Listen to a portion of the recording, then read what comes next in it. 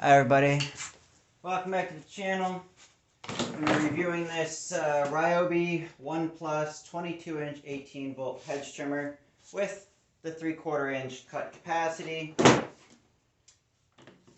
Overall, just used it for about a good half an hour. I didn't buy it for trimming hedges because I don't have any. I bought it for trimming along my what I call my ditch line. Since I'm kind of out here in the country township area, just trying to maintain the property, and it's a lot. String trimmer ain't gonna do it, and I'm not gonna go along with little choppers chopping everything down. I figured 3/4 of an inch is basically everything that's growing, and I've done about a good 20-30 foot area. Using a 4 amp hour battery, had good power, only used 1 bar, so it ran well. Overall, did exactly why I bought it. No complaints there.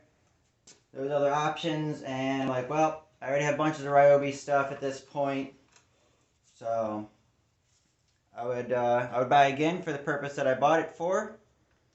Teeth still seem sharp. None of the teeth look like they're chewed up. I didn't go through nails or anything like that. Just tree branches, and they all look sharp. None of them look dinged.